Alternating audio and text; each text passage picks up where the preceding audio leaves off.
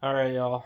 This is a big day for me. I finally did it. I finally know how to play in key, and I understand what that means. And I just wanted to kind of take this video real quick so I could record it for myself. Um, so ahead and talk about what happened. So I was working through these key changes, and basically this guy elevated jam tracks. He does an awesome job of just doing backing tracks and playing things, basically playing. So this one, for example, was in D. So I was quizzing myself. Now, I've been working for weeks, well, probably fucking years, honestly, to learn these patterns and learn them and how to kind of move around and basically how the pattern stays the same, but it just sort of shifts back and forth. But I was quizzing myself to see if I could figure out where the pattern started, like which one of these starts here. Now, obviously, the root note D makes sense that would be the key of D. Now, the one that I learned as a kid, and probably the most famous, is this position right here, basically going between, kind of what you see on the screen here, right? So you had D being the root note. Now, I was getting confused because I kept trying to start on B and call this like pattern 1 for the pentatonic scale, but really with the major stuff, this is where your root note starts, and that's technically where the pattern starts. So it goes D, E, F sharp, G, A, B, and then it just repeats D, E, F sharp, G, A, B, right? So what that means, and then of course you have these other ones that are also in the key, but what that means is that this is the number 1, this is number 2, number 3, number 4, number 5, right? Number 6, and then that's the 7th on the circle of fifths. So let's talk about that for a second. So there's 7 notes, and then it repeats, right? D, E, F sharp, G, A, B, C sharp. And that is where we go over here. So, okay, so this is the circle of fifths, which I've also been trying to ram down my brain for years as well. I knew it was important, and I couldn't really understand how it worked, or I sort of had a few basic things, but let's stay on topic here. So D is the one that we're going to play with. So if you don't know how the circle of fifths works, look it up, and this is basically it here. But what we'll do is we'll take this little pattern right here, which shows the 1, 2, 3, 4, 5, 6, and 7, right?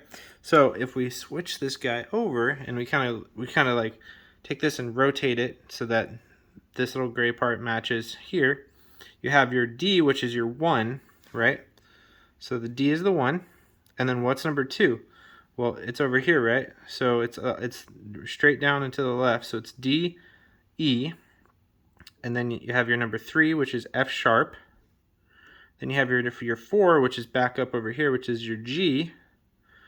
Then you have your 5, which is your, let's see, what was your 5? A. Then you have your 6, which is B. Then you have your 7, which is C sharp. Okay, so if we go back over here and we do that same thing again, we have, we're going to start on, remember, we're going to start on this one. So D, E, F sharp, G, A, B, just like that. And now it connects, right? So now we know, okay, so that's our first position.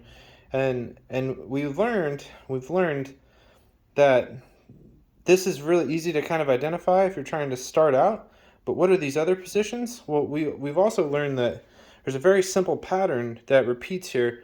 And I'll start on this one here, because this is probably the easiest one for me to start on, just because it shows almost everything in one shot here.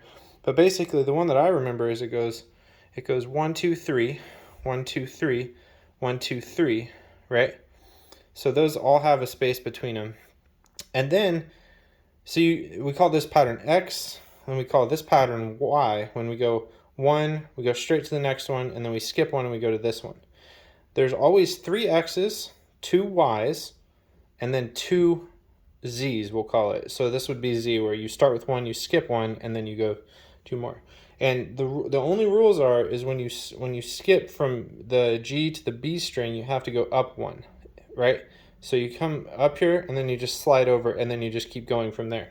Okay, so what that means is we can play this pattern also appears back here, right? Except now we're just getting rid of that first layer there, and we're taking all this and we're sliding it down. So this D, E, F sharp appears right here. D, E, F sharp, G, A, B, C sharp, D, and then again, this is that same pattern over and over again from the circle of fifths. E, right? So D, E, F sharp, G, A, right? So what are we doing here? So we're going, imagine there's an extra X pattern here, right? So you go X, X, X, right? So you're going to go 1, 2, 3 of those. And then we do our Y pattern, which is here, here, here. So right, we skip that second one and go over here. So we go X, X, X, Y, Y. And then again, the rule is when you go from G to B, you have to slide up and over. Now you go Z, Z, Z, Z, Z, Z. If you were to have another string on the guitar here, this would be 1, 2, and 3. Like, that's not even a fucking thing, but the way that the guitar tuning is, if it were to continue on, then you would basically start back over on your X pattern, and you would just keep going, right? So basically this whole pattern just repeats, and it just moves along the neck. So depending on what key you're playing in, you can find that root note. You can play this first position pentatonic down from here if you're playing D major. Now D minor is basically 3 notes, what is it, like 3 positions down, I think, is where it starts. So I gotta confirm that, but it's basically the whole pattern just shifted over. I think it's 3, 1, 2, 3, yeah, from where the major one would have been. So, and actually, I can't remember if it's up or down, but it's the same thing. It's just shifted up or down. I usually find it and then play around with it. Anyway, really for Kevin. This has taken a long time. This shit is like a Rubik's Cube in my brain for the last couple of years. And I keep getting like little pieces, and just chipping away at it and practicing and kind of quizzing myself like, okay, can I play in the key of G? And then I'll just put on a backing track and I'll try to find, the G note, and I'll basically count that as that first position pentatonic.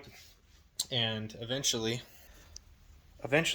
all this shit starts to make sense. You can see this entire fretboard, and it's fucking fun now. It's beautiful. This whole thing, it's so easy. Like, because I've been playing for a long time, but I like to finally know where to play and confidently know which notes to hit and play in key. Like, how cool is that? So like, I just put these on here, just kind of, I finally have, and I really just wanted to kind of like record it for myself because it's awesome, like, to be able to just kind of pick this thing up finally.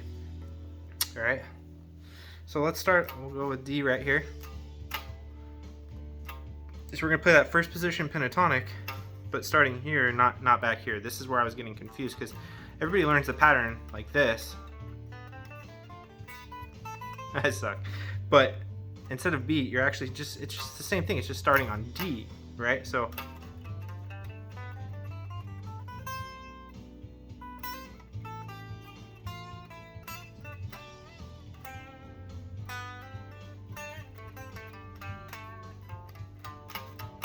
then if we kind of can play around from here, right? So now we can kind of come up.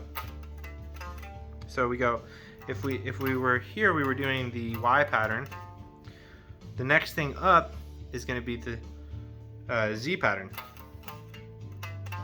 And then the next thing up from that is going to be the X pattern.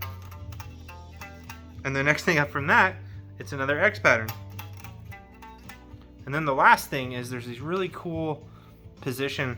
So basically from D, right here, if you count 1, 2, 3, 4 frets up from there, from wherever your root was.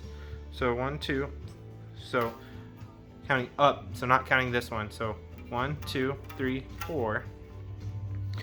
There's always this little repeating pattern where there's basically everything here and everything here. And it's very easy to kind of use as like a mile marker, because every one of these notes is in the key. So you can kind of use that division. This only happens once on the pattern for every key. So sometimes it's here, sometimes it's here, sometimes it's here. There's this like simple little break almost. It's like none of the notes, like not one of them in this bar are in the key, but all of them on both sides of that are in the key. And that's like this nice little, here, look, I'll show you. I'll show you on here what I'm talking about. But I've been trying, like, kind of my datum, because I do a lot of engineering. So this becomes the reference point right here, is these two straight lines with nothing in the middle. Now if you look all the way down, well, okay, there's no other point on the map that happens. Fucking cool day, man.